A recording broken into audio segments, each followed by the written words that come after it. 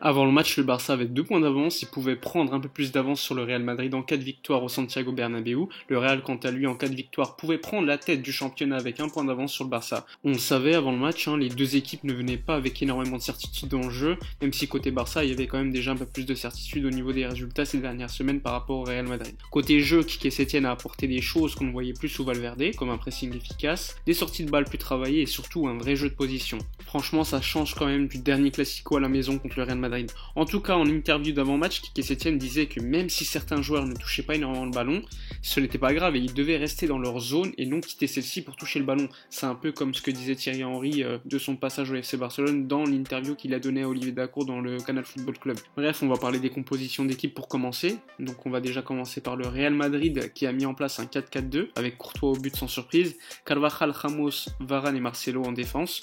Je suis un peu étonné de voir Marcelo plutôt que Ferland Mendy. Ensuite au milieu de terrain, Valverde, Casemiro, Kroos, Isco, donc un milieu vraiment renforcé avec Modric sur le banc, et en attaque Benzema, Vinicius. Côté FC Barcelone, Quique Setién a misé aussi sur un 4-4-2 avec Ter Stegen au but, Nelson Semedo, Piqué, Umtiti et Alba en défense, le retour de Jordi Alba en tant que titulaire, Busquets, De Jong, Arthur et Arthur Vidal au milieu de terrain, et en attaque Messi et Griezmann. Bon, on l'a compris, l'objectif avant le match était quand même vraiment de contrôler le ballon pour les deux équipes qui ont renforcé leur milieu. Côté Barça, il y a le retour de Jordi Alba titularisé directement, Arthur Vidal en faux neuf pour amener de la projection dans la surface adverse. On pouvait vraiment se dire que le 11 du Barça était quand même plutôt correct. Ma seule surprise, ça a été quand même l'absence de Clément Lenglet, puisque Umtiti a été préféré, comme pour le match contre le Napoli, et ça personnellement je comprends pas vraiment, puisque je trouve quand même que Lenglet est globalement supérieur à Umtiti aujourd'hui. Avant le match, sur Twitter, j'ai fait un sondage concernant le pronostic de ce match, et il y a eu quand même énormément de réponses, et les personnes qui ont voté étaient quand même plutôt positives quant à une victoire Blaugrana au Bernabéu ce soir. Enfin bref, parlons maintenant du match, et commençons par la première mi-temps. J'ai trouvé le match plutôt bon, le Barça a eu nettement plus d'occasions nettes en première mi-temps que le Real Madrid.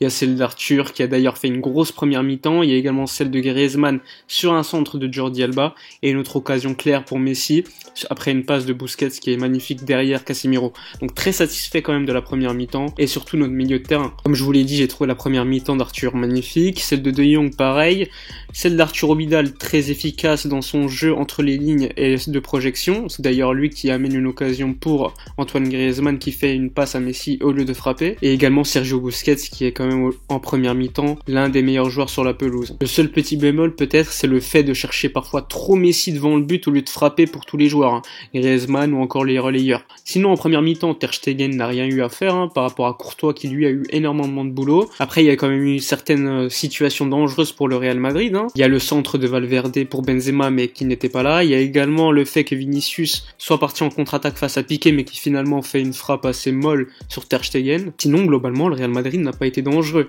Concernant Griezmann, j'ai aimé sa première mi-temps, beaucoup plus utile que d'habitude, disponible, il a joué comme faux numéro 9. Après le seul bémol c'est peut-être le manque d'efficacité devant le but qu'il a eu. Sinon je voudrais également parler de la première mi-temps de Nelson Semedo que j'ai trouvé très bon face à Vinicius, que ça soit offensivement, défensivement, il a fait du mal à Marcelo. Il a pris quelques fois la profondeur, même un peu plus que Jordi Alba en première mi-temps selon moi. Et également défensivement, il a fait un très bon boulot. Je me rappelle la première occasion du match, il me semble, c'est face à Vinicius, il fait un très bon retour défensif, il reprend le ballon, il relance bien. Après ce qu'on demande de Semedo, c'est qu'il soit comme ça plus régulièrement et surtout dans des grands matchs. Sinon concernant la première mi-temps de Messi, je l'ai trouvé quand même assez compliqué puisqu'il était quand même au milieu de terrain et donc entre Casemiro, Ramos et Varane, donc à mon avis le poste le plus difficile. Après comme d'habitude c'est Messi donc on en attend énormément. Bon sinon globalement au niveau de la première mi-temps j'ai vu quand même une très bonne mi-temps du FC Barcelone, on n'avait pas vu une telle mi-temps depuis longtemps face à un gros à l'extérieur. Bon après je suis déçu évidemment du score puisque 0-0 à la mi-temps, pour moi vu ce qu'on a montré on pouvait mériter 1 ou 2 buts,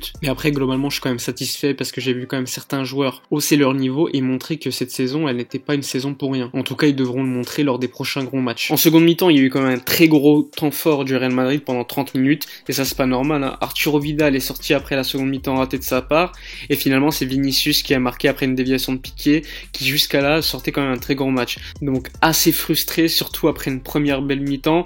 Après le premier but du Real Madrid, on a eu l'occasion de Messi qui n'a pas eu les cannes pour aller marquer. Ensuite, après le match, c'est devenu n'importe quoi, ça allait de toutes parts et franchement, malgré le 1-0 à ce moment-là, j'ai trouvé les deux attaques ce soir terriblement brouillonnes. Mais bon, comme j'ai dit souvent, le football c'est la gestion des temps forts et des temps faibles, et ce soir le Real Madrid a marqué durant son temps fort, et pas nous. Juste avant la fin du match, du coup il y a Mariano qui a profité de la folie du match pour marquer le second but du match, donc 2-0. Après une petite erreur de Mtiti sur la touche, mais bon, à ce moment-là c'était vraiment qui tout double, et le Barça en a payé les frais. Donc le Real en a profité pour tuer définitivement le match avec un but de Mariano. Donc on n'a rien montré en seconde mi-temps, le Real Madrid avec cette victoire 2-0 passe leader du championnat d'Espagne. En seconde mi-temps j'ai trouvé quand même l'équipe complètement différente par rapport à la première mi-temps, je les ai trouvés mauvais au milieu de terrain. Ensuite il a fallu du but de Vinicius pour que vraiment le match change totalement. Enfin bref, avec cette victoire le Real Madrid devient leader et passe devant le Barça avec un point d'avance et surtout aux confrontations directes le Real Madrid est désormais devant. C'est-à-dire qu'en cas d'égalité au classement à la fin de saison, c'est le Real Madrid qui serait titré devant le Barça. Enfin bref, c'est la fin de la vidéo. N'hésitez pas à me donner votre avis sur le match, sur votre MVP, côté Barça et côté Real Madrid. Je suis évidemment déçu pour le Barça parce que, au vu de la première mi-temps, je pense qu'on aurait pu quand même gagner le match. Mais bon, en seconde mi-temps, le Barça n'a pas existé. Le Real Madrid a été supérieur à ce moment-là et on a profité pour tuer le match. Bref, n'oubliez pas de liker et de partager la vidéo, de vous abonner à la chaîne. Nous, on se dit à la prochaine sur cette défaite à Bernabéu. À bientôt et d'ici là, portez-vous bien.